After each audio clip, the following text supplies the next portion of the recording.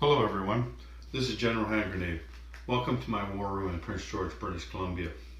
This video is the second in a series, and it will be 3 videos, but the second in a series of my first game of Global War 1936 to 1945. The first video was the pre-war years, would be July 1936 to July 1939. So now this video will be July 1939 to July 1942. And the reason I decided to start the second video here is because Germany was going to war. And that's the beginning of World War II. And if you take a look at here, all over France here, to the surprise of no one in history, the French did not put up much of a fight. In fact, they went down pretty damn easy. Like easier than I thought they would. And I did try to get that on camera and everything, but you know what, it just lasted too long because of all the different modifiers and everything, and me learning how to play the game, because it wasn't just this attack here, but I also took up to Warsaw, so I took 3 Polish territories, and it was just taking too long, so I deleted those videos. And I got back to the beginning here. And so let's just talk about this for a minute. So what happened was most of the units that Germany had, all of these ones over here and these ones, they started here in Western Germany. And then they bypassed this one, and I'll tell you about that in a minute, but they bypassed this one. So they took this one, and then the units that could blitzed into this one. There are 2 impulses on Germany's, I think they call it lightning war. It's to simulate the blitzkrieg. So what happens is Germany gets to go twice on one turn, and they have to do it by 1940. So they get to, and included in those are their blitzing. Blitzing in this game is vastly different than 1940. You can attack a country and then you can attack the next country if this first attack lasted 3 rounds or less, which it did. I think they got him in the first round because it had overwhelming odds to begin with. So they attacked that one, and then they blitzed into here, and then they blitzed through here and into here. Although they didn't need to, because once they took out Paris, then they were going to get all these territories anyway. And then they decided afterwards to set up a Vichy government, and we'll talk about that in a minute, but let's just talk about the rest of the German turn. That's what's happened over there. And then over on this side, there was one torpedo boat destroyer here for the Polish, and the Germans decided to go ahead and attack that. And here again they had their lightning war, where they attacked this and this one, and then on the next impulse they attacked Warsaw from both these 2 places here. Plus on the first one they went over here and they took Hungary. They annexed Hungary, and they actually, they got a fighter out of that. That was on the first turn, and on the second turn then they lost the fighter in here because the Polish fighter shot it down. In the error superiority rules in this game, hits that are caused by fighters have to be taken by aircraft. And so with the only 1 aircraft each in there, they both shot each other down. It was a Mexican standoff. Anyway, so that's what happened there with Germany's turn. They spent all their money and they put their stuff on, even though I'm supposed to do this next step before I put the stuff on. But I just thought I'd do that because I thought you guys would enjoy this going on camera for what happens next. So let's just go over to the other side of the board, and I'll go slowly so that if you didn't see the first video, then you can see what's going on here. This is where the war years are starting. Remember the pre-war, like Japan went in there, and you can see all the Japanese roundels. They took that out last turn. I've got these boxes open for a reason. I got the German and the French one, and the roundels all ready to go. So what happens? There's 2 things that could happen. Germany could decide to set up a Vichy government, and they're going to do that because I want to see how that turns out. I don't know if it's a good idea or not, but we're just going to do it anyway. So let's take a look at the rules here for Vichy government. So first things first, there can't be any British units in Marseille. That's that territory where you see the French guys and the Vichy French roundel. There can't be any British guys in there, or there's no chance of setting up a Vichy government on this turn anyway. And so there was, and then so the Germans decided to set up the Vichy government. Here, let me hold this there. So then what's going to happen here? First of all, what happens is that you remove all the French forces from mainland France and Corsica. I forgot to put a roundel on this. I'll put a roundel on that one too. So all those territories and Corsica, and then except for Marseille. Marseille gets the Vichy roundel, but Germany does get the money for it. In fact, they're going to get the money for all the Vichy territories. So look at them go, right? Okay, so now what happens is the French colonies. For each French colony, roll 1d12. On a 1 to 6, place a Vichy roundel there. On a 7 to 12, place a free French roundel there. Adjust income for Free France and for Vichy France, which is Germany. If a territory becomes Vichy, it is neutral. If a territory becomes Free French, the French player commands those units. The following territories are combined into one zone, and that would be the French Indochina territories. There's 2 of them, plus these 3 Algeria territories. So you only roll once for these 3, and once for those 2 that are over in Asia there. So let's just go ahead and roll for the territories. So I only need 1 dice. Okay, so let's go for Morocco. A 1, so that's Vichy. So we take the Vichy roundel and we put it on Morocco, and Morocco is worth 1. See that? Morocco is worth 1. So Germany goes up 1. All right. I guess we can we can take this one off now, the French one. We're going to have a free French one. Okay, so go for Algeria now. So this is worth 3 territories. 8. So that's free French. So that's 3 roundels that I'm going to take, and I'm going to put here, and here, and here. Okay, then there's Tunisia. So we roll for that one. And that's 11, so that's free French. So, and that one's worth 1. So let me just see, that's worth 1. Okay, so out of those, there's 2 IPPs there. So free French, we're up to 2 for them now. Okay, there we go. There we go. So free France is up to 2. Now these ones down here, I guess. So let's just start with Mauritania. And that is a 5, so that's Vichy. And then French Sudan. Oops, you can't see, sorry. That's an 8, so that's free French. And then French Guinea, 9, that's free French. And then Ivory Coast, 7, that's free French. These free French are doing pretty good there. Let's hope that their luck holds out for them when it comes to rolling for boats. And then there's Dahomey. That's a 9. Another. Holy. Look at them go. I'm going to run out of free French roundels. I'll just use French roundels for them. Because, yeah, I'm going to have to. 1, 2, 3, 4, 5, 6, 7, 8. Note to self, buy more French roundels. Okay. So, next is Niger. And that's a 7. Again, free French. And here, let's just flip the camera around over this way now. Okay, so next one is Chad. And that is a 10. Wow, the free French are on a roll. So let's just throw a French roundel down. And then Ubangui Chari. I've never heard of that one before. Again, another free French.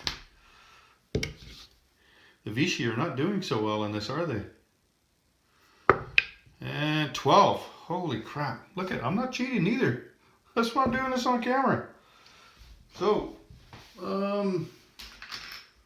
I'm gonna have to pull some more French roundels out of my box for the 1914 game. Okay, so Syria. There's Syria up there. So we'll roll for that one. Okay, dice. 12. Again, free French. Okay, so there is. Oh, I thought there was one up there. I'm just looking around. Okay, so there's French Guyana here. Not that it really matters. It's not worth anything. And you know, truth be told, it probably doesn't matter if 6. Hey, Vichy gets one. Probably doesn't matter about putting these on here like it would have mattered in the Dutch one, but with this, I mean, you're not going to go there anyway, right? So more French. Looking for French. Oh, there's one underneath there. There's one in Madagascar here. I wonder, these islands here, if you roll those separately. Maybe if you get this one, then these ones. Yeah, I'd say if you get that one, then all of these stay with it. Let's play it that way. And if it's wrong, if that's wrong, then please let me know in the comments section. So Madagascar, 11. Wow. I tell you, these Vichys, they sure don't know how to roll. So French. Okay, what's left? Let me look around here. Okay. There is only French Indochina and New Caledonia over there. So let's go French Indochina first. What happens with French Indochina, if it rolls Vichy, then the Japanese take over. And that's whether or not they're at war. And so it doesn't matter. They will take over. So 10. But no, that's not the case. That is going to the French. And Caledonia. That's an island that's over by Australia there. That is a 6, so that will go Vichy. New Caledonia, I mean. Okay, let me just look around, make sure I haven't missed one. If I find one later, I'll just roll for it, right? I think I got them all, though. Yeah, I think I got them all. So anyway... oh, yeah, that's just the start of it, though. So what happens next is then the Vichy Navy. For each French naval unit on the board, roll a d12, and 1 to 3, they join the Allies. The unit becomes free French. 4 to 6 is scuttled, so that would be removed from the board. 7 to 10 remains Vichy. Move to sea zone beside nearest Vichy controlled land zone. Okay, and then 11 to 12 join the Axis, replaced with German equivalent. Okay, so let's start with the sub over here, right there. And so we roll that one. Sorry about that. There we go. We roll that one, and that's a 3. 1 to 3. Okay, that stays free French. Okay, now we got another sub right up here. So a 1. So that stays French. Okay, let's just start at the bottom down here. Here, I'll put this here. Okay, we're going to go for this one here. Looks like a cruiser. 8. That's free French. Okay, let's go for this torpedo boat destroyer. 4. So that becomes Vichy. So the nearest Vichy zone would be right here. What I'll do is since I have so many Vichy roundels left over, I'll have to call Doug, see if he sent my order, tell him I need some more of these things. So let's put this out with the boats here, because all these boats will come down here. Okay, so next one is a sub. And that's free French. Next one over here is a destroyer. 9. Wow. That's free French. You know what? I feel like I'm cheating here, even though I'm not. Let's get a different dice, okay? just so we can see if we can switch up the luck there for the Vichy. Okay. So there's a sub up here. There's a sub up here. 11. That didn't help, did it? That's Free French. Okay, there's a destroyer right beside it in 45. 11. That's Free French. And okay, there's a destroyer over there in 44. 11. Jesus. Okay, there's a battleship. This is Vichy will probably get the battleship. That's just the way it goes, right? 7. Nope. 7 to 12 is Free French. And then there's a cruiser way up there in Canada there, off the coast of Newfoundland, which is actually Labrador in real life. 5. Okay, there you go. So they get that. Wow. Unbelievable. They got 2 boats in all of that. Not very good at all. 2 boats, and yeah, let's just put these over here with the Vichy symbol. Put them on top of it. There we go. At least it makes it easier to keep track of them all, doesn't it? So there's that. And what else did they get? They got 2 territories. And that's it. Wow. The Free French made out like bandits there. So like if the Germans would have known that rolling was going to happen like this, then they probably wouldn't establish that Vichy government, right? So what happens here? Like, let's see, the French got $2 there. Are any of these worth anything? I don't think so. I forgot to keep tabs here. I think these were all worth nothing. Yeah. But Syria is worth 1, I believe, isn't it? Yeah, Syria, so that's 1. And there's New Caledonia. Oh yeah, the Vichy got New Caledonia. But these ones here, Hanoi and Saigon, those are 1 each. So 3 more for the Free French. So they're up to 5. Okay.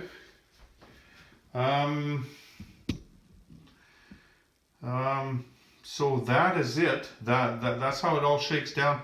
And then I think it's on France's turn where they establish a capital. So the French are going to have to pick a place for them to establish a capital.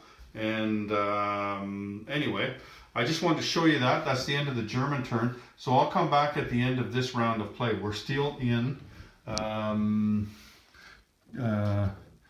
July of 1939. So we're still in July of 1939. We'll be back. Okay, so I totally fucked that up. I've been drugged. I read out the rules and then I did it wrong. Like I was going by what you do with colonies. But luckily, and this helped me earlier today too when I dropped something and I knocked over a bunch of guys on the Eastern Front. I just went to YouTube and found out where everybody went. So I had it all on tape here, what my roles were. So all those guys that I thought I'd saved, there they are. They're all dead. The only thing that the French did keep was their 2 subs. There's the sub there and the sub there. And then the Vichy got the battleship and the cruiser that was down here and the destroyer that was over there. And the Germans, because they remember those 11s I was rolling, the Germans actually get that stuff. So they got a sub and 2 destroyers there. So it actually worked out better for the Axis than it did for the French. Although the French did get the bulk of the territories, right? So they did well there. Anyway, I realized that like 10 seconds after I turned the video off, and I was going to put my page back in the binder. And geez, I fucked that up. So anyway, I fixed it. If you're yelling at your TV or your computer or whatever, then don't worry, I fixed it. It's a good thing I had video evidence. Okay, so that was one very long turn because there was a lot more combat in that turn. And like I was just getting into the swing of things with that pre-war where you're not really doing anything. So I was getting into a bit of a routine there, and then all of a sudden when you go to war, everything changes. And I took it really, really slow. Like I researched everything because I wanted to make sure that I didn't develop any bad habits when I'm playing this game. I want to make sure that I do it right the first time and the second time and the third time.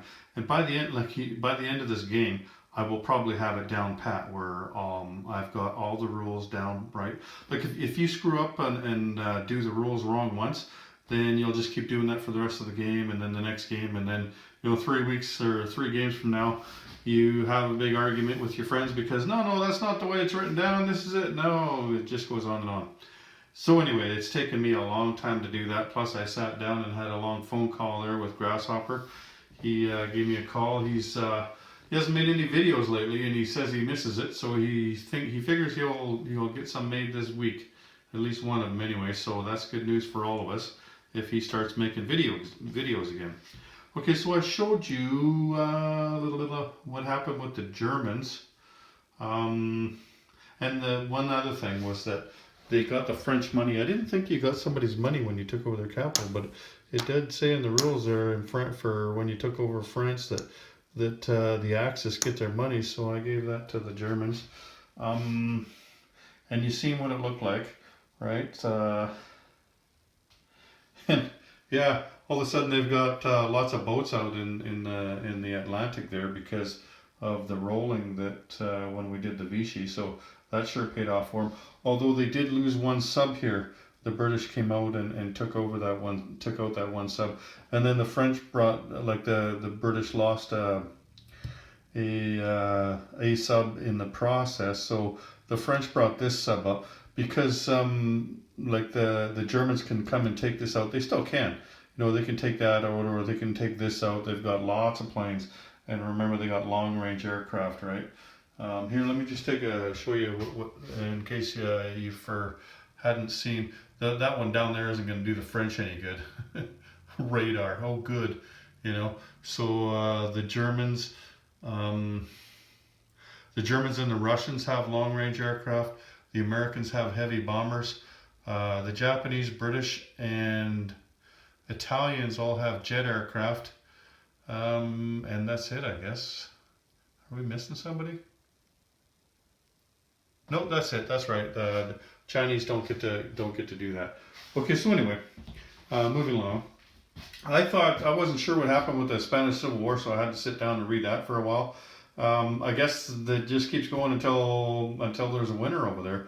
So the Germans, they were pretty busy kicking the shit out of everybody in Europe. They didn't bother giving anything to the nationalists, but the Russians came up with an artillery here, and you have to place it on like where there's a naval base because it came by sea to a naval base, and so that's where it goes, right? The Lend-Lease. So that's all that's happened there. Nobody attacked each other or anything. It's just that one. And then now mechanized infantry has entered the game. So for everybody else, the Germans had it on before everybody, but now these guys, this is their mechanized infantry piece that I'm using, and it's a little different than the trucks with the tires on them, right? Okay, so but they didn't do anything else. They just put that piece on because what are they going to do, right? They're still not at war, right?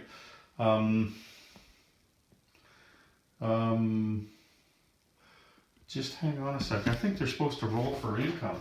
Oh, they did. Sorry, yeah. They rolled for an increase in income. So they were at 7, and now this turn they roll, and every turn now they roll a d12, and they got a 7. So now they're at 15 on the income tracker over there. And apparently I didn't give them their money, so let's just give them 15 bucks. There we go. It's pretty easy to forget some things. I'll put that away later. Okay, so then the Japanese. I'm using these things now because it was getting a little crowded for me there.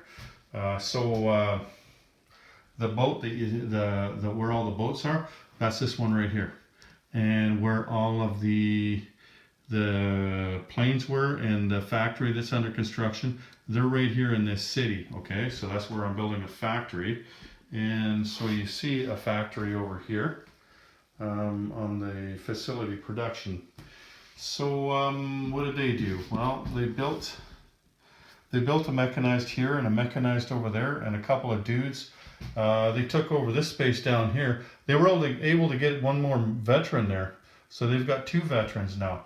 When they win in a fight, then for each guy that died, they can roll a d12, and on a 12 they get to put a veteran marker underneath one of their surviving ones. So either a infantry class unit or a fighter. So that was pretty good for them.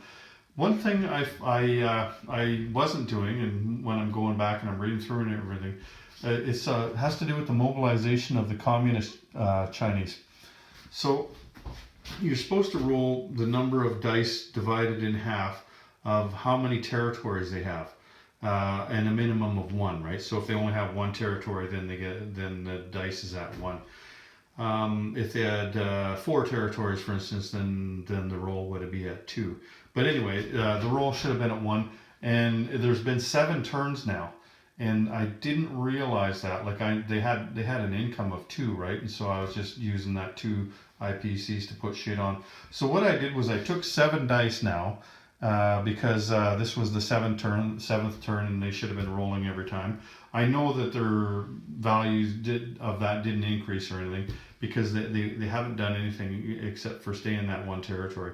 So I rolled 7 dice, and I got 2 ones out of it. So you can either take an infantry or 2 militia.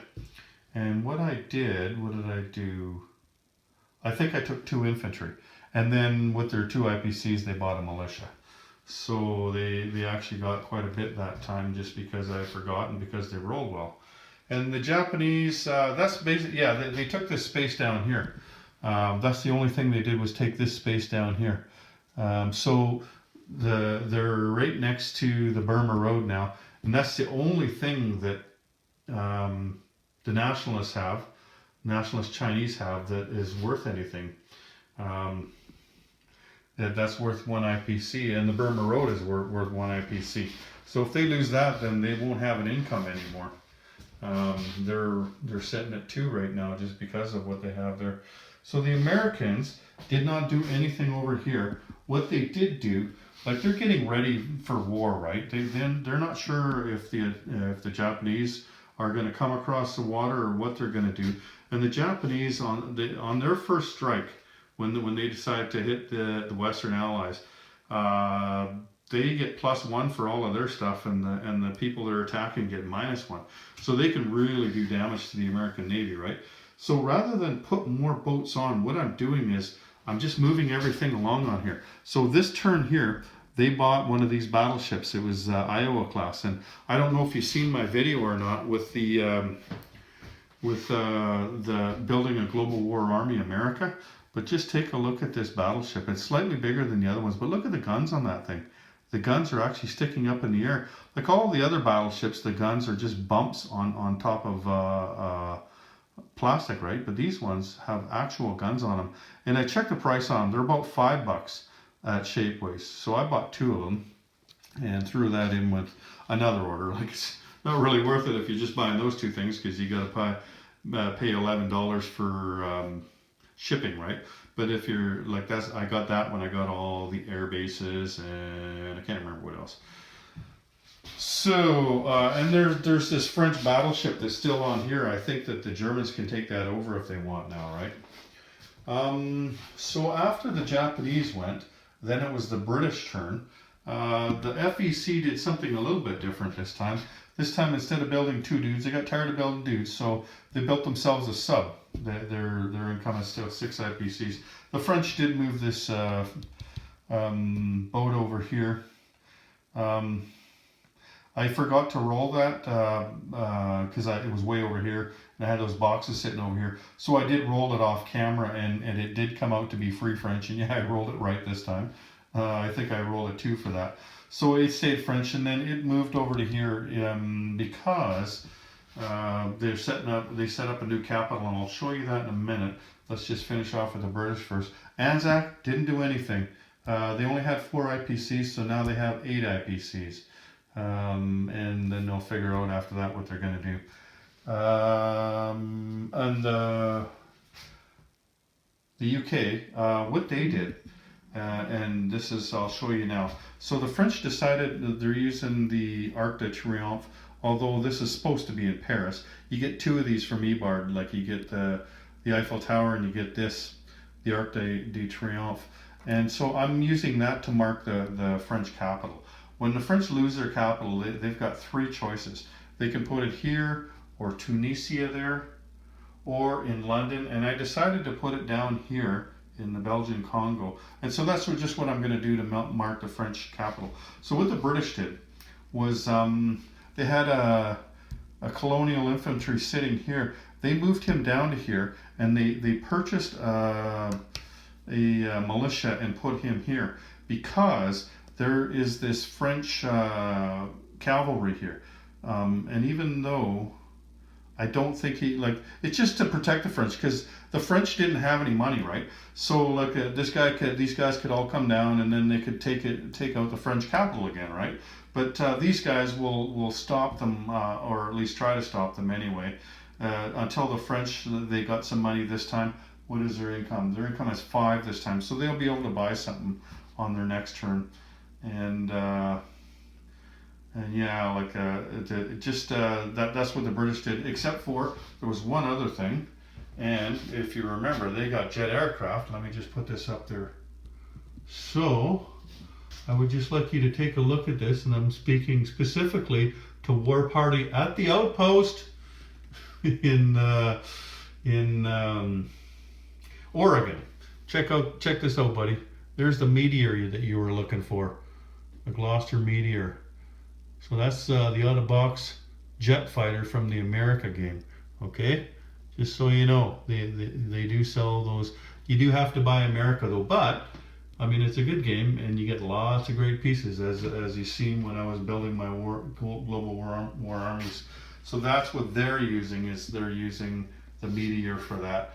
And and the British, like I said, they came over here and took out that sub. They lost a sub of their own. And they've got a couple of boats on escort duty. There's one up there, there's one down here. I'm not so sure if it's a good idea splitting my boats up like I have. Especially with so many German boats in there and with long range aircraft. But I thought, you know what, let's get it on, you know, like if they want to, then they're going to lose some things too. Let's see what happens. Let's get this game going, right? Anyway, so I split them up a bit, see what happens. So that's the British, and I showed you the French. That no other French did anything.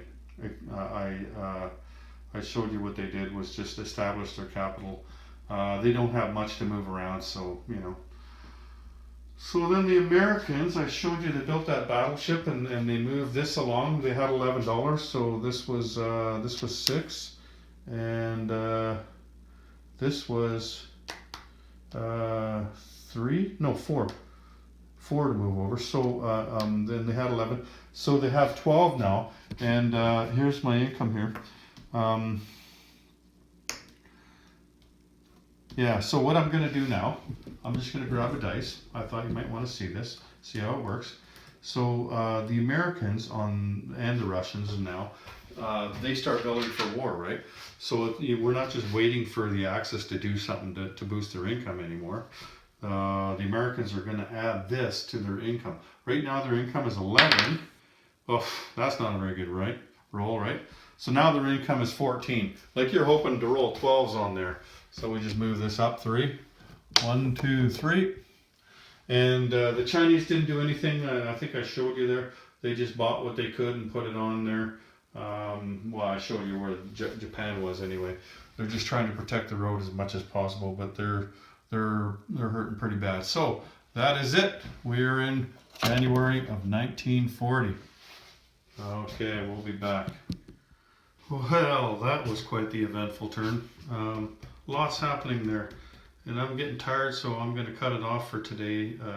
After I do this video, I only did 2 turns today, and but I feel like I accomplished an awful lot.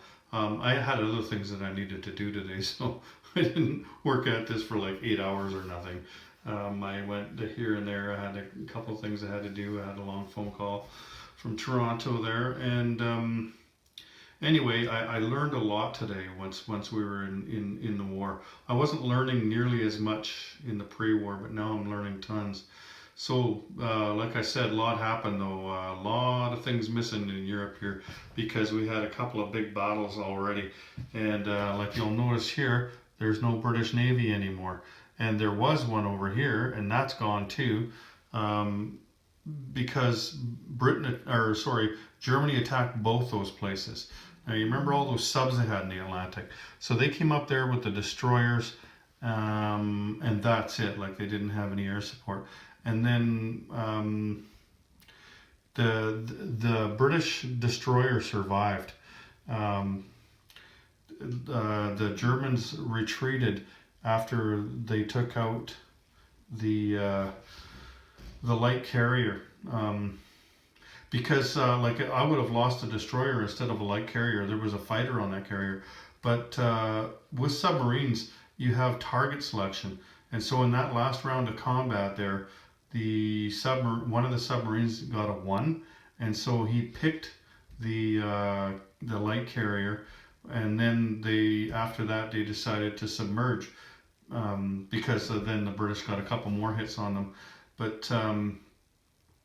That way they were able to save a couple of subs, and that fighter was going to die anyway, right? So over in the other one, now here, remember there was like there are no, other than those 2 submarines there, the only German boats left in the water is this coastal submarine and this transport right here. All of the boats that were here went out against that British Navy that was in Sea Zone 24. And so did all of the planes that they had, and it was a big battle. It looked like Germany was just going to steamroll them. The Allies, or sorry, the UK, they scrambled their Meteor and another fighter, and I thought what a bad idea that was after that first round of combat, because there was 4 German fighters and they got 2 hits. So they took out the Meteor and the fighter, but the British rolled really well. So although the British lost, like the Germans lost, they lost all of their boats, and they lost a tactical bomber and 3 fighters in that battle. So, like they lost all of their Navy and all of that air power. And that's what I was talking about before. And that's why I was thinking, I'm going to split these up. Let's get it going here. Let's just hope for some good rolls. And that's what happened for the British, is they got some good rolls. But the Germans, it's not like they're hurting or anything. Like they took out the British Navy that was there. And the other British navies that's down there, they didn't bother coming up here because that's the only navy they've got left in the Atlantic. Like there's that one down over there. But with these 2 subs here, and with Germany getting long-range aircraft, well, I guess there's only two aircraft on the board right now for them. But Britain didn't want to come up here until they were able to get more. But they do have this destroyer on escort duty, and he's at a junction here. So regardless of whether the subs try to convoy this line or convoy this line, they can stop them. Plus, there's a carrier on escort duty down there in case they decide to go for this line, and also he can hit this line if the Italians decide to hit that line. And there's another escort down there. The destroyers on escort duty, because if you don't put them on escort duty, then they can't go after the submarines. So the British, while I'm up here, I might as well just tell you.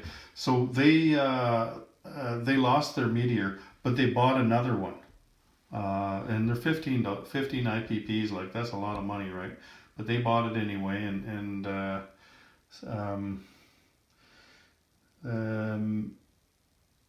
but it cuts down on the amount of the other units they're able to buy, right? For sure.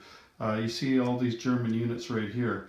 It was getting pretty crowded in Warsaw, so I put this dude on here, and like you get these things from historical board gaming. What I did, and I did this a long time ago, was I took the dude's gun out and I pasted, like, this is a finishing nail, and these are like just flags, right? Try to match the flag up with the flag on here. So I got all kinds of those things, and I got boats and everything as well for these. Anyway, so that's where all those guys are, is in there. And then I debated over this one, but I went for it anyway. The Germans came in here and they annexed Romania, which bumped their income up by 3. But because they're touching the Soviet Union. Russia was able to take one D12 roll to add to their income, and geez, I don't remember. Like they're at 27 now. I can't remember what they rolled. I think it was just a medium type roll, though. It was nothing groundbreaking. Yeah, I think it was a low roll, and then they also rolled a good roll because they got another roll too, right? Oh, and I forgot to tell you too, in the technology, you know, with people having lots of money now, or lots more money than they did before, then they could try to develop these. So Germany was successful going for the heavy armor. They failed. I think they were going for jet aircraft. They were successful strategic rockets. Yeah, so those are the two things that they went for here, and they were already started down that road. Russia was able to they only bought one dice, and they got advanced artillery. And the British, I didn't put the British on here, but the British were successful too. Here, that's why, because I was waiting until I got to this side of the board. They got improved shipyards. Well, they didn't get it. I mean, they're on the first spot here on improved shipyards. Okay, so there we go, and that's this side of the board. The Russians, they just put a couple of ground units in there. I don't remember what they were, and they bought their first tank. I know that. So that and a dude and militia, I think. And Japan took this territory out. They lost a few things doing it. They didn't buy many ground troops that time because they're starting to gear up for the war in the Pacific. So like they were just plowing through the Chinese there. And oh geez, I forgot to take the Chinese turn.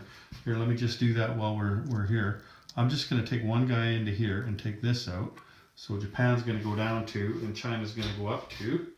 I'll finish that off after the video. Okay. So, but that's all. Like the reason that Japan left that open was because they had to bring some aircraft up here. So they had to move some things around in order to protect the aircraft. And you know, like I don't mind losing that 2 IPP as the Japanese player.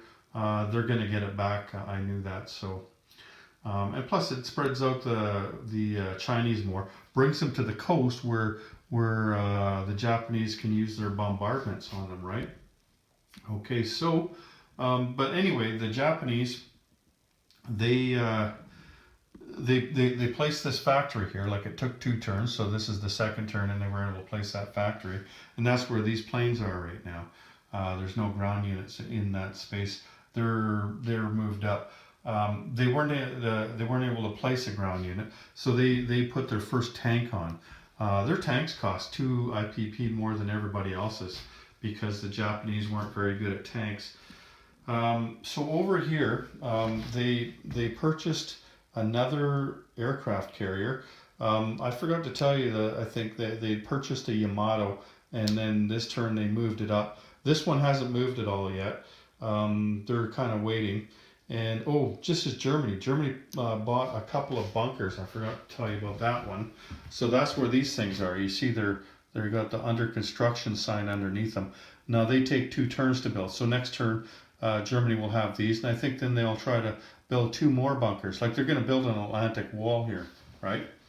To guard against the Western Allies as they're on their way into to beat the snot out of the Russians. They're going to try doing that first. It's kind of weird, you know, like to change your mindset from Global 40 to this game, because you feel like you should be doing something right away, but then you realize, well, geez, you know, like it's only 1940, you know, and it's only January of 1940. We still got another turn to go in 1940.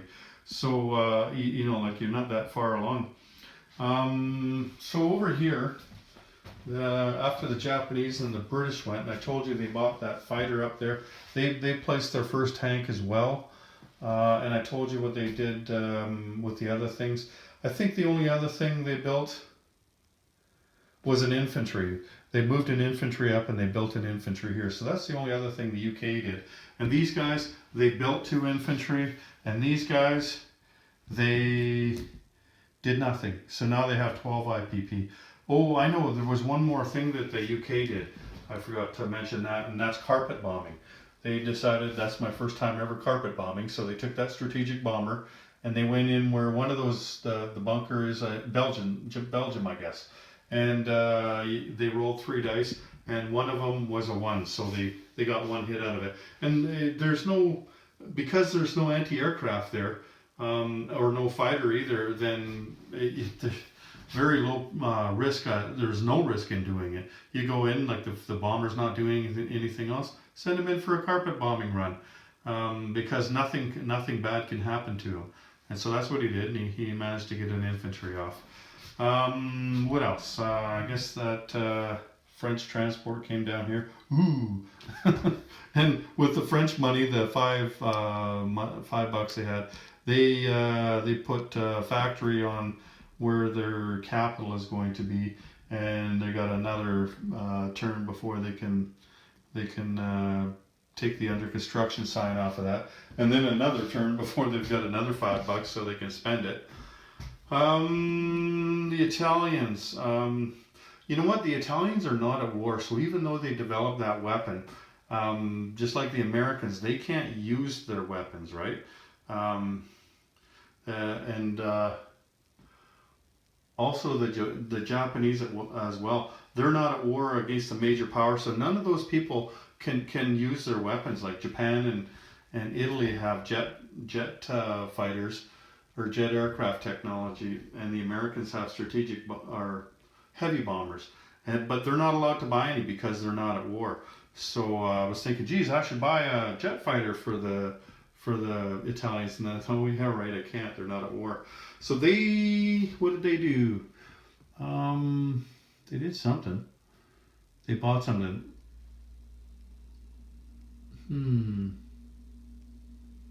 I can't remember what it was they bought. Yeah, they did buy something anyway. Trying to remember what it was. Oh, I know what they did.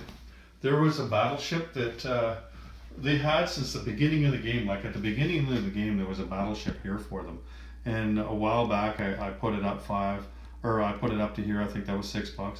And then I just spent $5 getting it over to here. So they saved $6. So I think they're at 13 now. And the Americans, I think I showed you.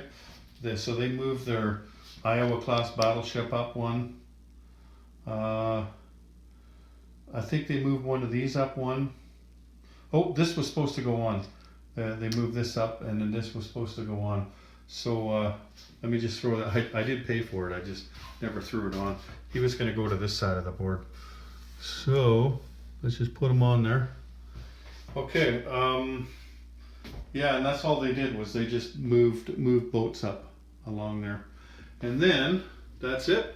So that's it for me today. I'm going to move this over to July 1940. Well, one other thing I forgot to mention was the neutrals. They've gone up.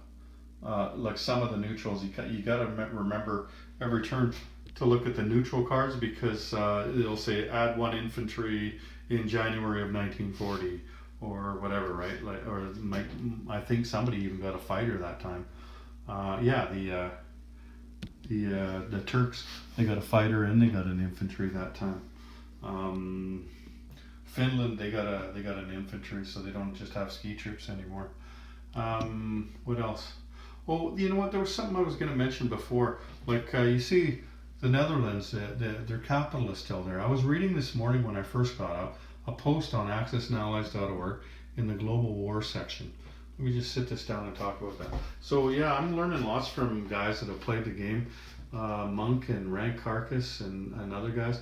But another guy, he was asking, like, something about the Dutch, how to approach that or whatever. And the other guys, what they said made perfect sense.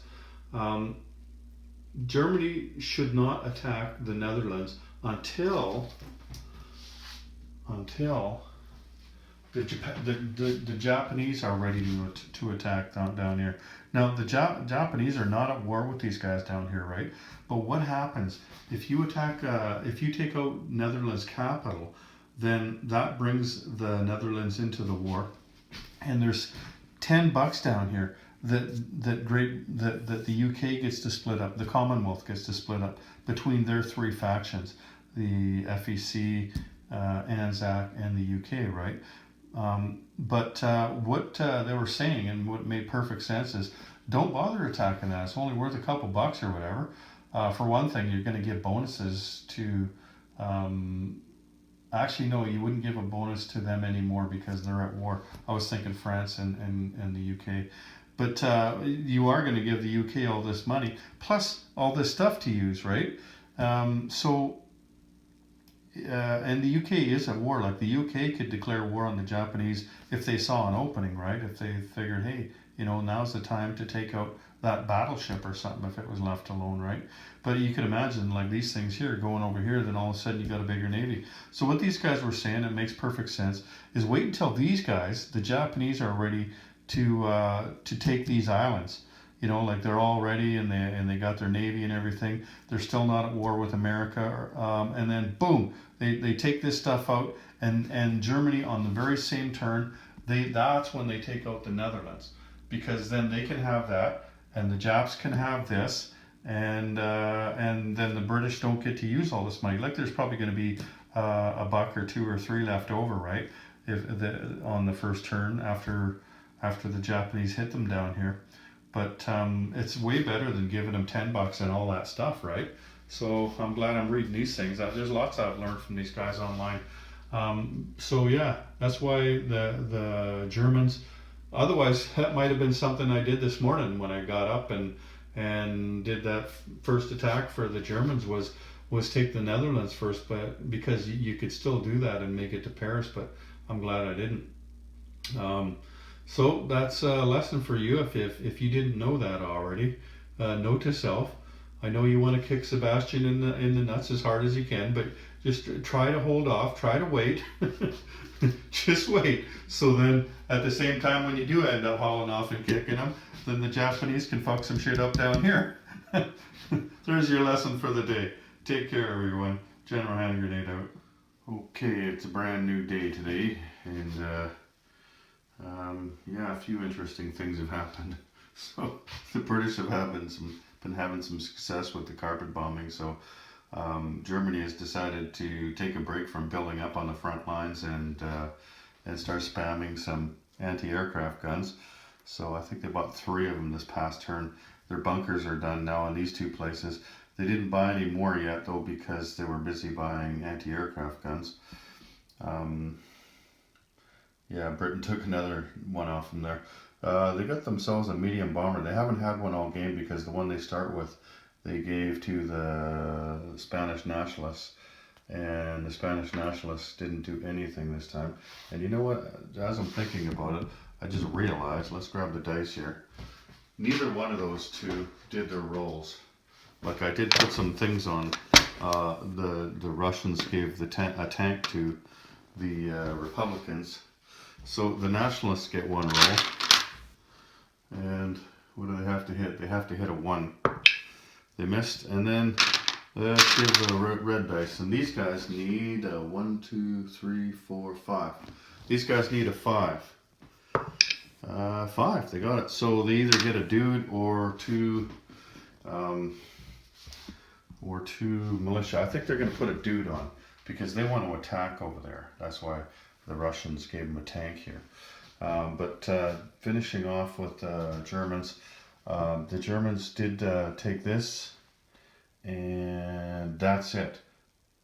One other thing that they're doing though is remember that French battleship that was left over? So the Germans have paid that down another 5 more, or 5 or 6, and it goes to the place units box. So next turn Germany will have a battleship, and I don't know, maybe they'll just maybe they'll buy themselves another boat as well, like a destroyer or something, so then they can put it down in here and then they'll have a transport capability anyway.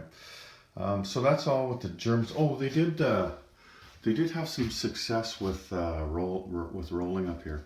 So I'm not sure if they got this. I know Russia got this one. I can't remember. It's been a while if Germany got that one. They've moved along in the advanced submarines and the strategic rockets. I'm not sure if that's different from the last round. I know they did have some success there though. And another role didn't help. I can't remember which one it was. Advanced mechanized or something, they didn't get it. But they did pretty good with their rolling there. And the Russians were the only other ones that had the success, like I said. They got advanced artillery over to here. So they got 2 in a row there. And the heavy armor, I think they did that this time. So yeah, like these are the Katyusha rockets. So if they can get that one, that would be really good. And they just put a bunch of stuff on, except now they've decided, and they put a tank over here too. People have decided, they're all in my head, they have decided that it's time to stop giving the Japanese a free pass. So there was a border clash here, but nothing happened. But at least, it's in the Japanese mind that these guys are going to start border clashes with them. And then, probably the biggest thing that happened this turn, I don't know if you remember, but there was 2 fighters left here for the Japanese. And so the communists came up and they took them out. They brought their dudes and their mountain infantry. And then so the Japanese had to come in with all they had and take them back. But anyway, the Japanese lost 2 planes. So that was a big deal there. And they actually took over, I think, 3 territories this time. Like they took this one back and this one over here. They took this territory over here. So the Japanese are moving forward.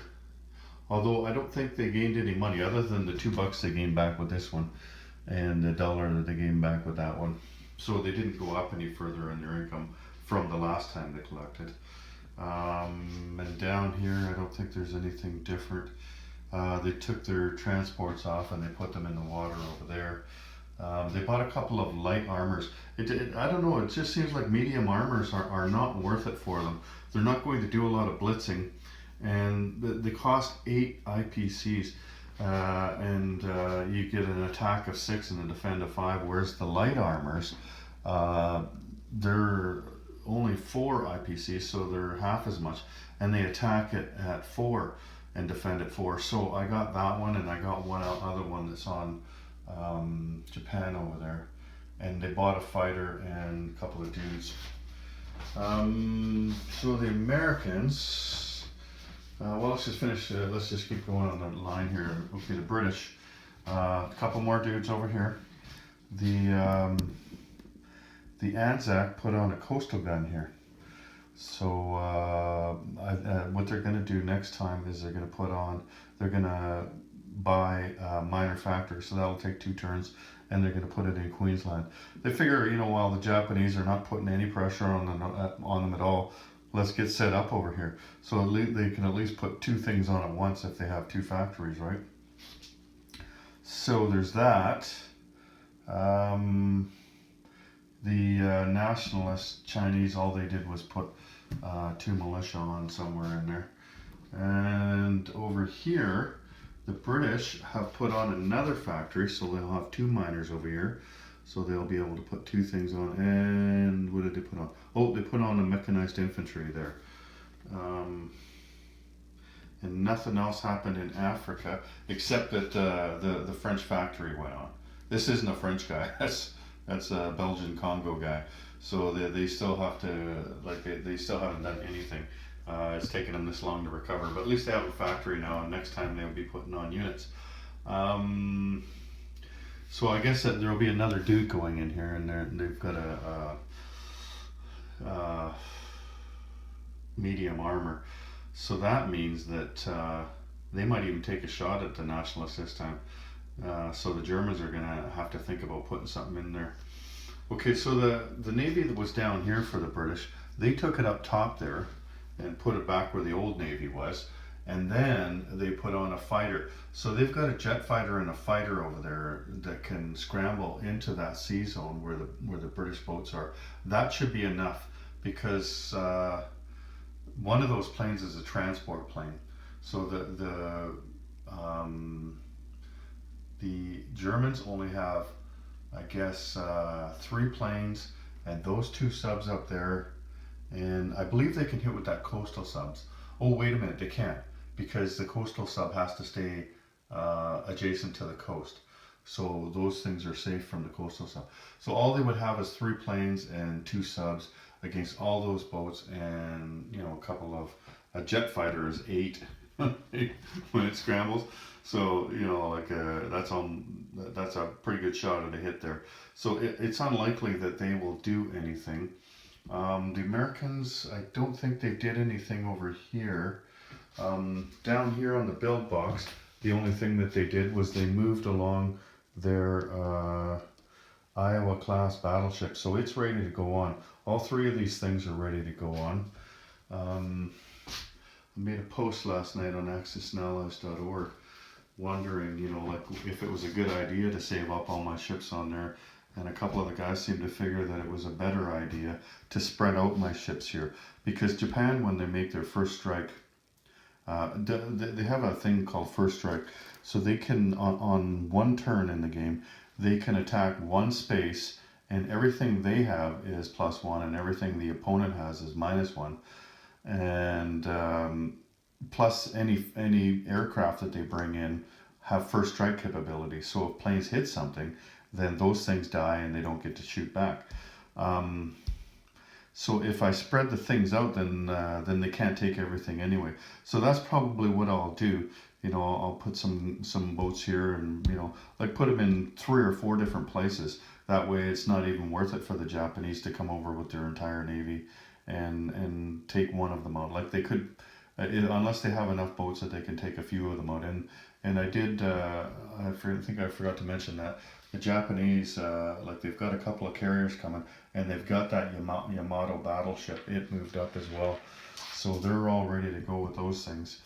Anyway, these American things might go on next turn, but this turn, what they did was they bought 2 fighters, because they have that carrier that's ready to go on. So they've got 2 fighters and a tactical bomber that can go on a carrier now. They thought it would just be, like might as well before we put those on, let's just start adding some fighters. As far as income goes, the rolls there, the Americans made it up to 29 IPCs, which is not very good. And the Russians are up to 33 now. I think they've got to get to 43. And these guys got to get to 63 before they can declare war. So it's going to be a while yet. Anyway, that's the way it looks here in Prince George. We're moving on to January 1941. So that is the end of the January 1941 turn. Yeah, we did see somebody leave the game here. We'll get to that in a couple minutes. The Germans, they haven't built up too much on the Eastern Front. I'm kind of thinking that maybe that's a mistake, but I've just been so engrossed in building this Atlantic wall over here, and you can see like they've got one being built here and one being built back over here, and then they just need one more, and then they've got the whole Atlantic done, right? So yeah, just one more. And then once that's done, then, it's just, the war's creeping up fast over there, because the Russians they're at 40 and the Americans are at 39. The Americans are a ways off, but the Russians are at 40, and so they don't need much more, and then they can declare war if they want. But the Germans, like they do, it looks like there's nothing there, but there's actually quite a bit. I mean, you look at all this stuff here. I've marshaled it over here on this card. And then down in Romania, there's quite a bit as well. The Italians have been very busy, though. I don't know if I mentioned it last time, but they took Yugoslavia out last turn, and then they took Greece out this turn. They still got to go down and get that last guy in Corinth, I think it's called. in one of the Greek islands. So yeah, they've been kind of busy, but yet they're still not at war. I don't know. Like I was watching a game from the Hilltop Pillbox there a while back, and it wasn't until near the end of the game where the Italians finally declared war on somebody, and I don't think that's right. Like I think that that's a flaw in the game, and if that's the case, then a rule needs to be made that they have to join the war at some point in time. Like whatever time that is. Like I don't know when they joined in the real sense, like back in the war, but like I could see making it later than that. But I mean, you shouldn't wait until 1944 or 45, right? For one thing, like let's say the Axis, let's say they win the game, and it's because Italy is able to throw in some of the victory conditions there. If this was real life, do you really think that the Italians joining the war right at the very end, the Germans are gonna, the Germans probably would have attacked them a long time ago if they weren't joining the war, right? So that they could have had access to the Mediterranean better. Like it doesn't seem right. So I'm just going to play this game straight up out of box rules, but at some point I'm going to make a rule where they have to attack at some point in time, whether that's 1941 or 1942 or whatever it is. Like maybe make a rule where when the Americans go to war, then the Italians are at war, or they got to be at war within 6 months after that or something. That makes sense to me. Even though the Americans didn't really have anything to do with them going to war or not. It's just that, like they shouldn't be sitting on the sidelines. You're here to play a game, If these guys can go around and beat the snot out of all the neutrals and nobody's going to care about that, like I just don't see it. Anyway, so the Russians, they actually built quite a bit. I couldn't tell you what it was. I had a friend here who stopped by while I was placing the units, so I can't remember. Like there's mechs and there's tanks and there's whatever, right? No planes or anything. Oh, I know what happened with them though. The Spanish Civil War, they didn't give anything to the Spanish, and it's a shame that they didn't, because the Republicans, like they looked like they were pretty strong, and they went for it. They've only got one territory to take out. But the last roll that was happening, and I don't know, it was like the second or third round of combat there. The nationalists got 4 hits in that round, and so that took out the remaining ground units and the planes for the Republicans. So that just turned the tide of that war real quick, right? So yeah, like the Republicans only have 4 militia left. I mean, the nationalists, they've only got 1 light tank and 2 planes, but that all of a sudden that's up for grabs again, whereas it looked like it was going to go the Republicans' way. So that's what's happened there. Okay, Sam, we've had somebody leave the game here. It's the communist Chinese, but you know what? I still don't regret. Like they had a big fortress built there for themselves, but and then they kind of broke that when they came out and attacked the Japanese. But I mean, what's better, being a speed bump or going out and killing Japanese planes, right? And they killed a fighter and attack bomber and a couple of units when they went in there. I think it was a motorized infantry and mountain infantry or something. So they did kill a bunch of stuff before they left the game, and of course they took out a few things as well. I think 3 or 4 units when they were defending there, so they didn't do too bad. As far as the nationalist Chinese, they have only got Yunnan left. That's it. That's all they've got is 1 territory, and it's stacked up pretty good. Like that's where I was putting a lot of the stuff for them. But that's the only thing standing between the Japanese and the FEC over there. And I'll talk about that when I get down there. And so the Japanese are starting to build up their ships again. Like here, they've got 2 aircraft carriers that are ready to go on. There's those 2 Atlantic walls there for the Germans that are going to go on next turn. But anyway, the Japanese, they moved some Navy out here. They've placed that Yamato battleship. That's the first capital ship they've placed all game. And so that's one of the reasons the American income is so low, because the Americans get 3 IPP every time Japan completes a capital ship. And they didn't, right? And that was why, was they were trying to keep the Americans out of it as long as possible. Anyway, so that's the first time the Americans got that bonus, was right there. So they're kind of getting ready to move out, stretch their legs, go out into the Pacific or down to the Dutch East Indies. I think they've got enough land unit. Like they've got 2 factories on the mainland here, and we'll see. Like we'll see if they need much more on the mainland, because after that, then it's about coming down here and taking out the Dutch and the British and the Americans, right? Like once the Chinese are gone, they're gone. Yeah, they've only got that 1 territory left. So that's one thing right out of the way, and the Americans haven't even entered the war.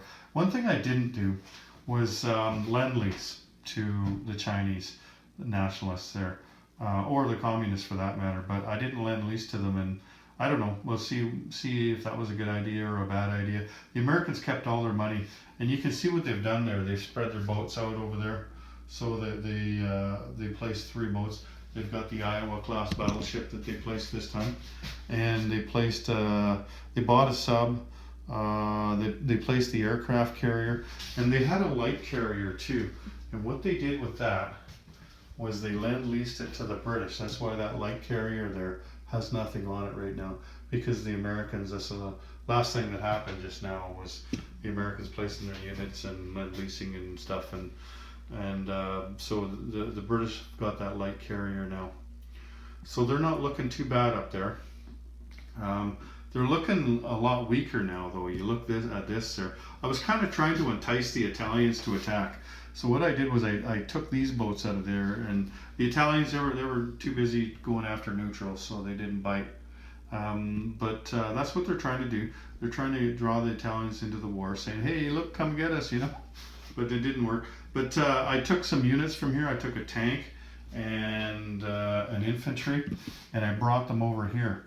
So maybe that's what I'll try doing. Like I've got 2 factories in Egypt now, well, in Cairo. So maybe I'll try shucking some troops over there, try to slow the Japanese down in India.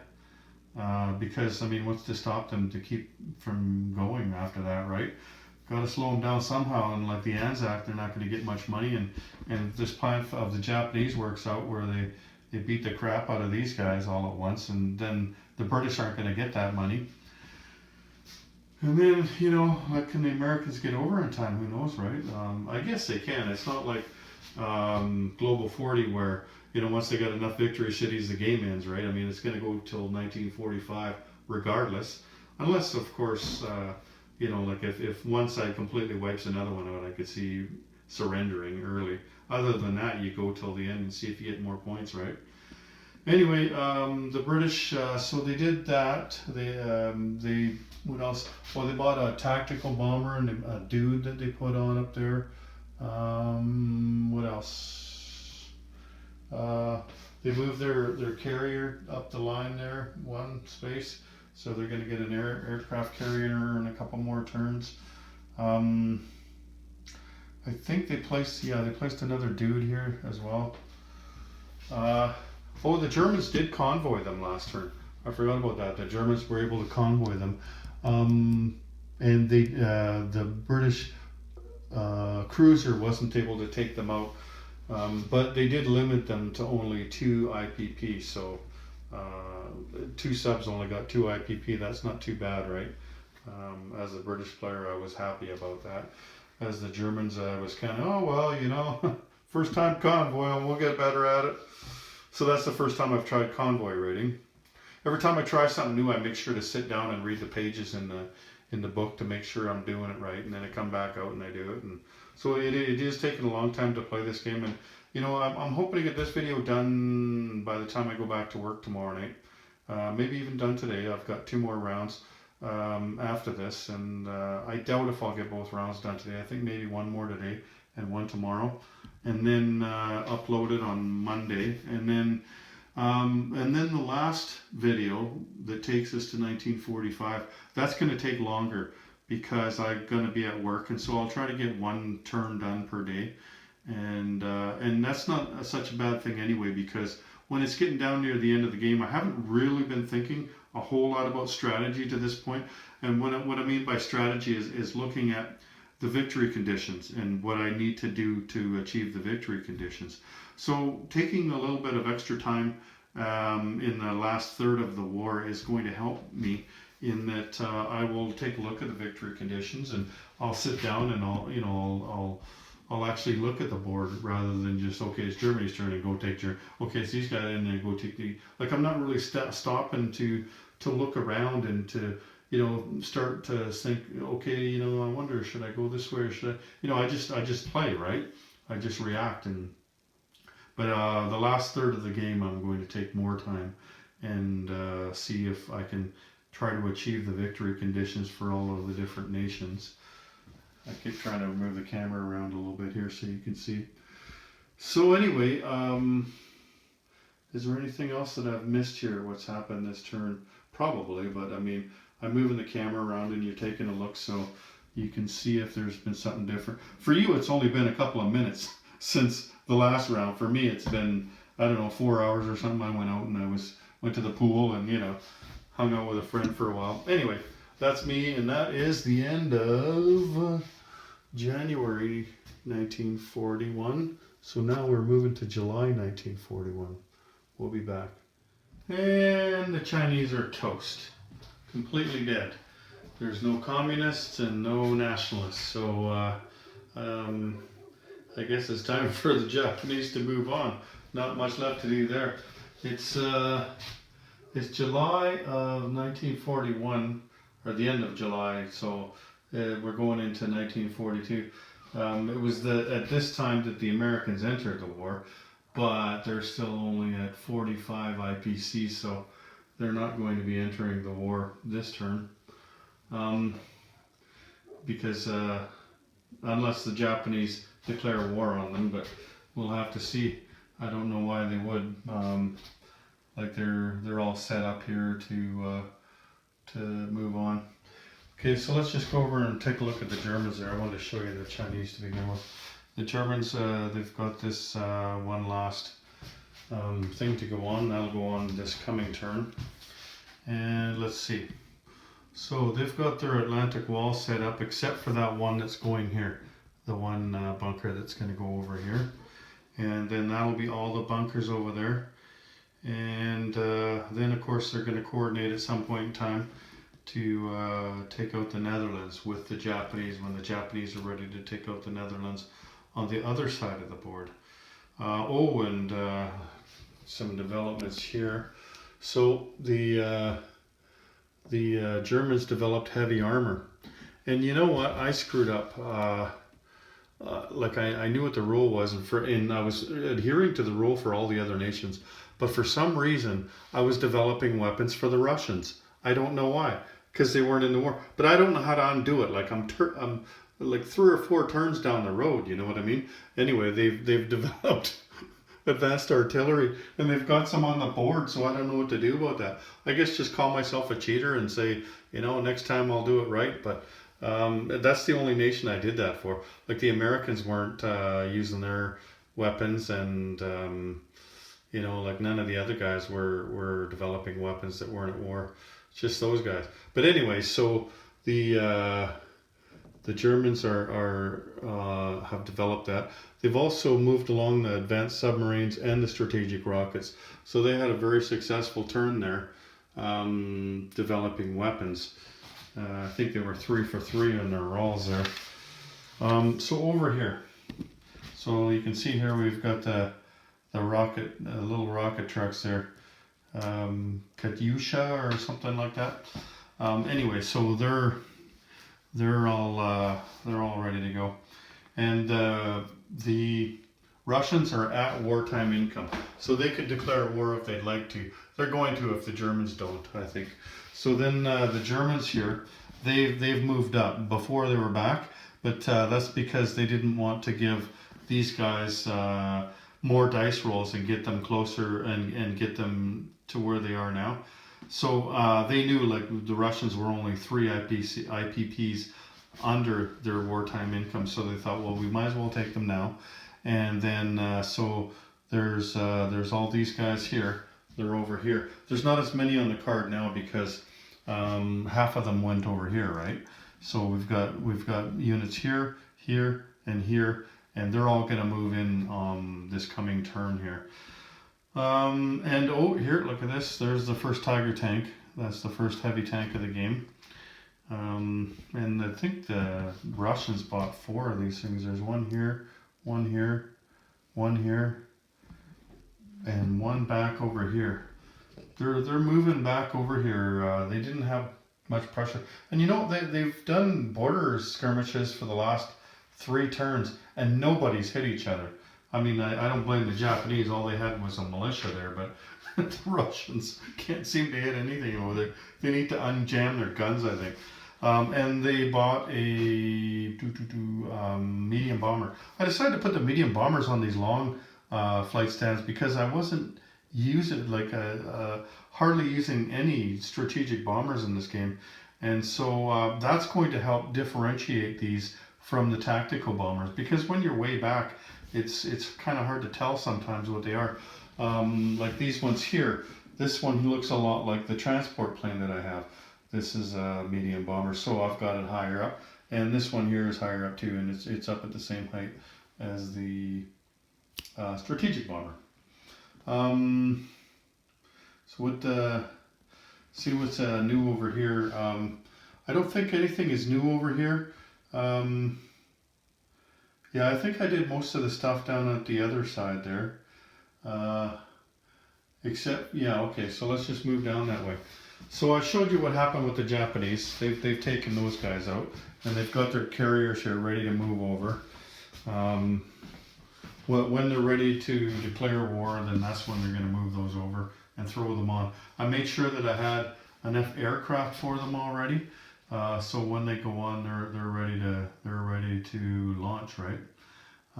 Actually, no, I need one more plane. I'm looking over there. I can see I need one more plane. Okay, so the FEC, they're not looking too bad, but that's because nobody's attacked them yet. So, like, there's I think 12 dudes here, and I've started moving dudes up as well. Like, I've got 3 here and 3 here. Before, I only had 1 here and nobody here. So they've moved up. I think this is supposed to go to the Japanese. Maybe it's supposed to be there by now. I'm not sure. But Siam is supposed to go Japanese at some point here. We'll find out. We'll find out what's going on with that. I'll read through. And then we got the tank in here. You don't see the boats over here anymore, but that's because I don't have a naval base here where I was taking them. So 1, 2. I should just take them to this naval base, then I can make it back easily. But I went back, and so there's 2 factories on here now, and I've put enough units on. So, and I also bought another transport.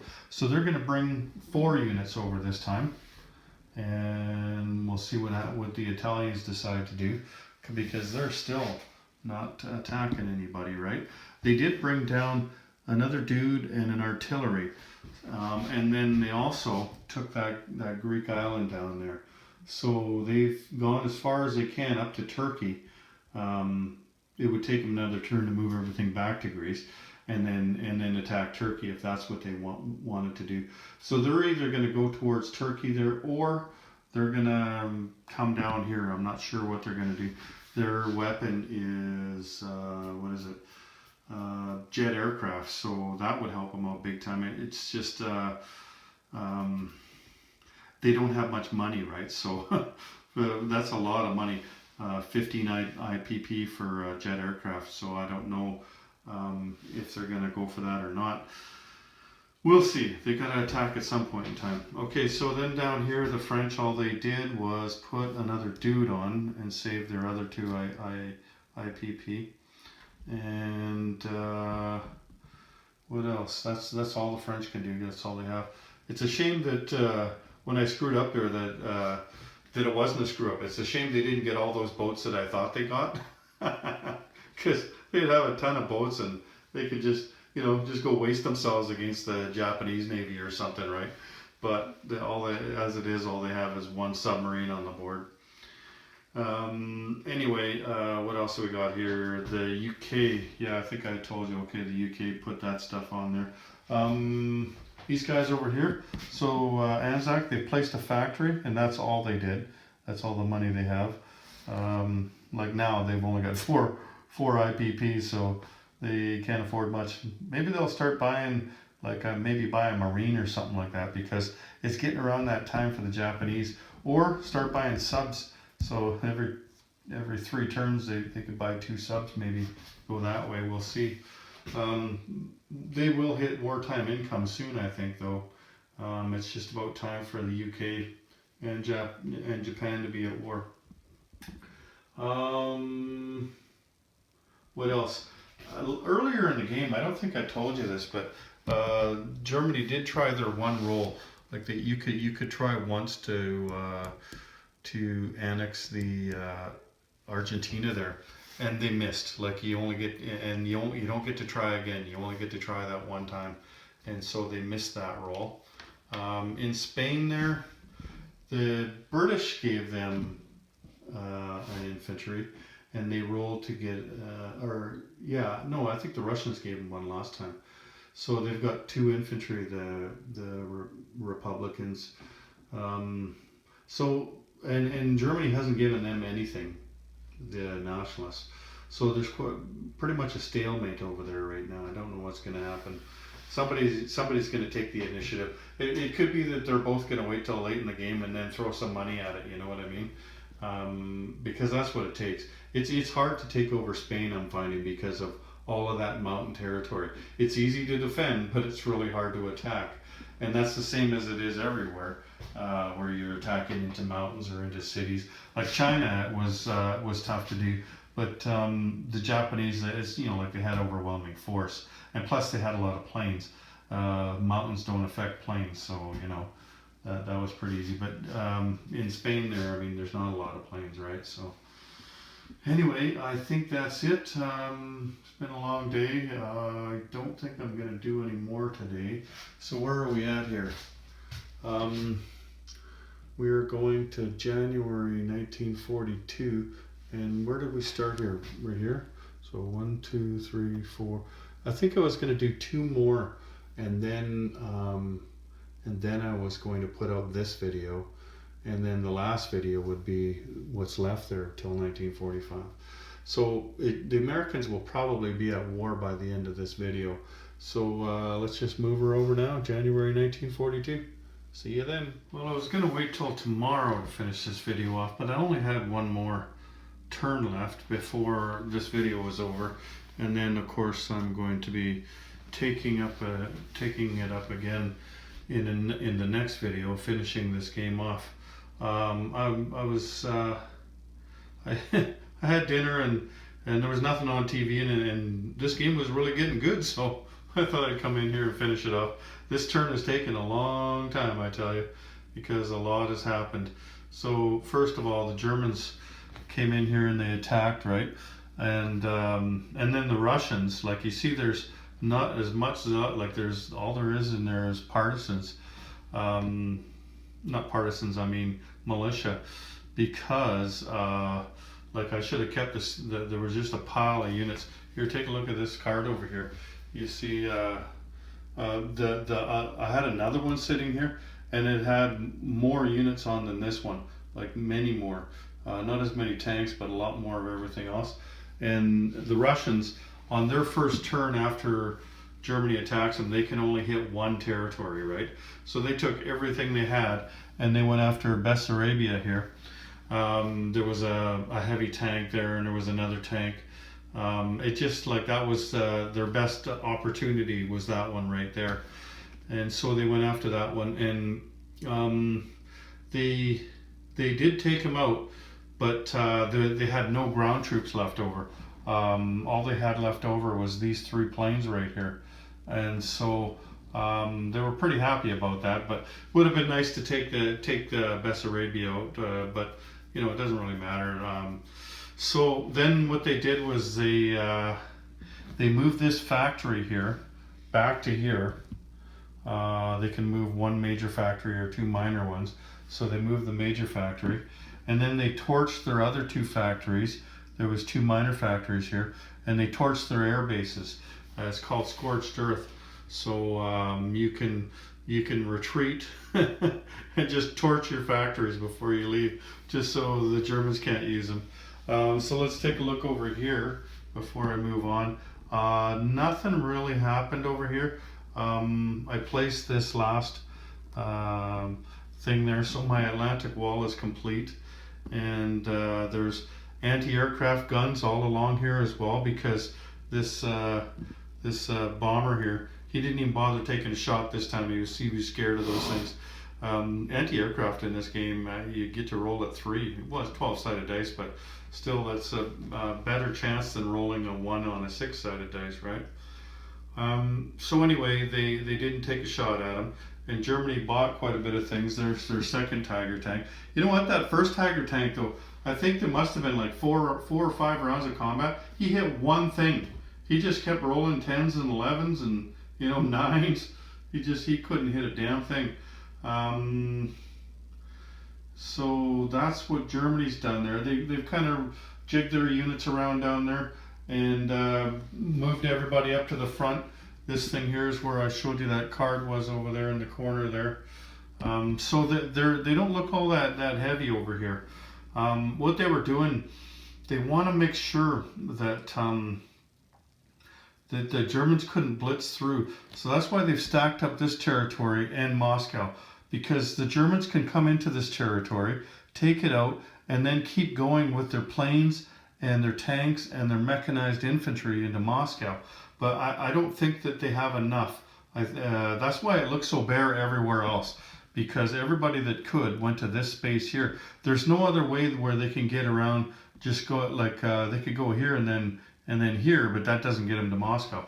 And it's not a really big deal that they take Moscow, but it is something, right? Like, you do lose your money, and there's a major factory there and everything. Like, it is something to lose that, but it's not the end of the game. But anyway, they guarded against that, and all the guys that were on Romania there, that's who had attacked Bessarabia, and that's who got taken out. And there was more than that too. Like, I moved more in there than what you've seen after the last turn, because you got all that rail movement and everything. Okay, so, and I showed you that factory is back here. So the Russians, they got to buy lots of stuff, but the problem is they couldn't place it all. Like, they on the turn after they get attacked, they can buy ground units for one IPP less. And I bought a whole bunch, and then I thought, well, what am I going to do with all these? After I torched those two factories there was a lot fewer places that I could stack things. And that's why you see so many militia over there, right? Because you can place those anywhere. But anyway, they did what they could, and they've got lots of units back here now. Like, the Japanese don't have many up here at all. The Russians have got them outnumbered down here for sure. And the Japanese, they didn't do anything because they were kind of out of position. Like, they did everything they could to take the Chinese out, right? And so they weren't in a position to take anything beyond that. Like, they could take this territory here, but they could take this territory here, but that would put, that's about all they could have done. They could have taken this one, and then what would have happened is the Americans would have got to roll 5 12-sided dice and add that to their income. As it stands right now, the Americans still are not at war. But that would have put them at war. So the Japanese thought, well, you know what? Let's just buy some stuff and get ourselves into position, and then we'll attack the British and the French. And the Americans are going to come at war pretty quick here. Like, they're at 57 IPP right now. They're almost at their wartime income. Like, just one D12 would probably get them there. The Japanese finally did place those 2 carriers that they've been building and holding on to for a while, because they wanted to get everything ready so that they could come down here and start taking some things out. Okay, so the British Anzac, all they did was they placed. Where is he here? There's my Marine. So that's all they did was they placed that Marine there, and that just gives them the option. Like they've got a transport and a cruiser here, gives them the option of coming up here if there's something easy to take. The Japanese just come over with one dude or something to take one of these islands out, then that guy can come and hit them back, right? FEC, they look pretty good. Like they got lots of dudes stacked. There's four, and then a bunch here. And then these boats came back from Cairo, and they brought this dude and the mech and the light armor. So they don't look too bad, but I mean they haven't been hit yet either, right? Like they would like to get some people down to some troops down to Malay here, because there's a coastal gun and a pillbox down here, and so they could take out a lot of Japanese units if they could make it more difficult for Japan to take Malay. But I tried moving them down, and then I thought, I wonder about that. So then I moved these guys off, and sure enough, the Siam is in between Malay and Burma, I guess that is there. So I wasn't able to move guys down like I wanted to, right? Which is a shame, because now I'd have to use boats to get them down there. Anyway, they're bracing for the onslaught. Over here, so they took their stuff off there, right? So that kind of sucked, but they bought 2 tanks anyway, so they've still got they got enough to withstand whatever the Italians do on one turn anyway, right? Because the Italians only have one transport, so I'm not worried about them coming down, taking out all these boats, and then coming in here. Not with those 2 tanks here and a militia and another dude. Like they could, I suppose, but it would be pretty difficult for them. And who knows? We'll see what happens. The French, they bought themselves a tank as well, because they don't have much factory space, right? So might as well buy something nicer. I guess I could have put some French colonial infantry on. Maybe that's what I'll start doing instead of buying armor.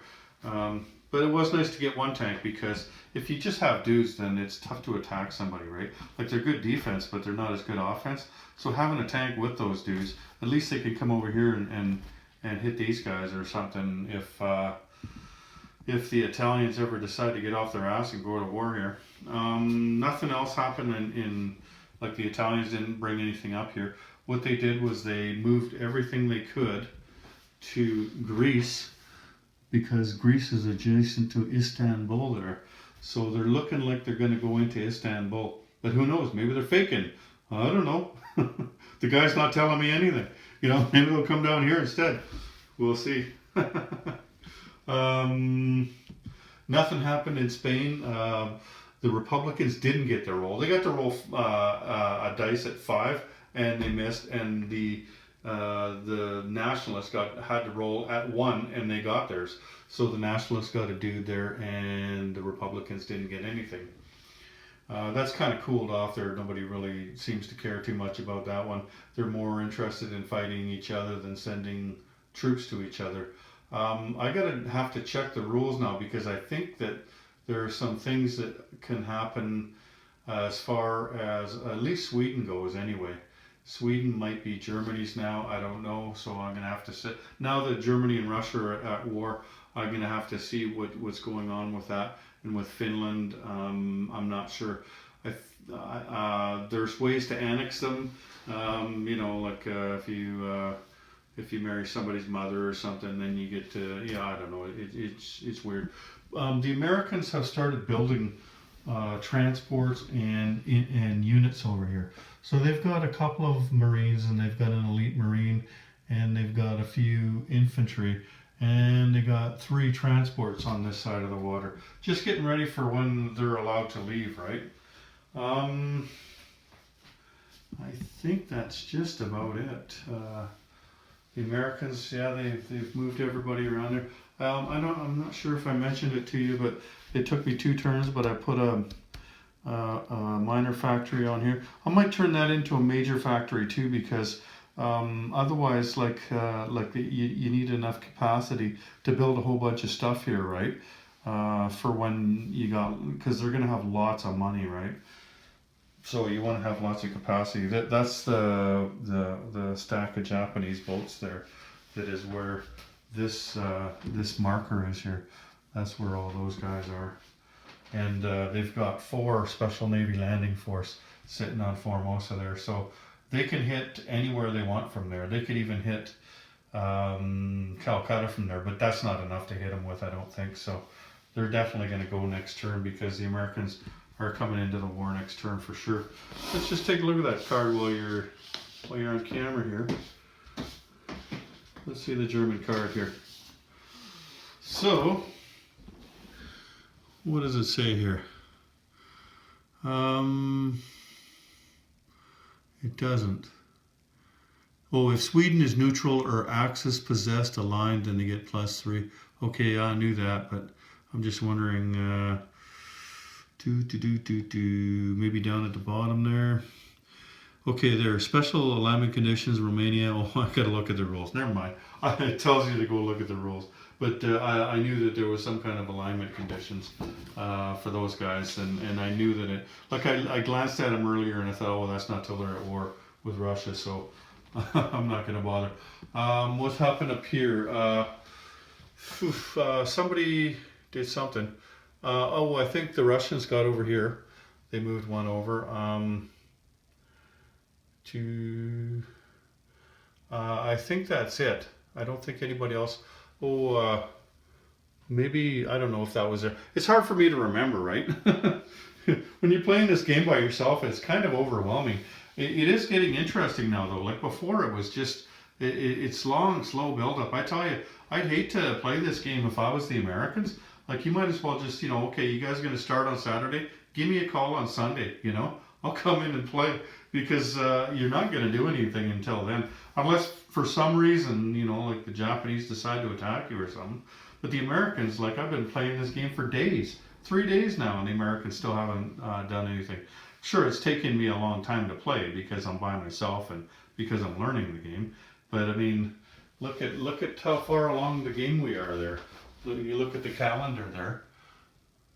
Well, all the way from the end there, the Americans still aren't in, and there's less time left than there has been played. So, it's not like. The Italians they bought a factory too. They're going to put that in Rome.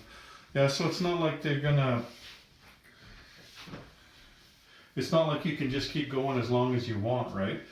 Keep going until somebody surrenders or until you take over the world. Like the game ends at a certain point in time, and so it's kind of a drag that they can't get in until late in the game.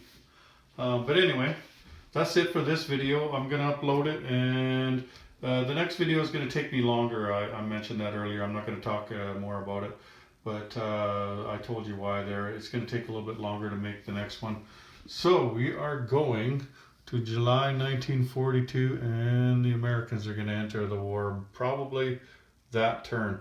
They probably won't be able to move that turn, like they probably just enter the war that turn. So that's me in my war room in Prince George, British Columbia.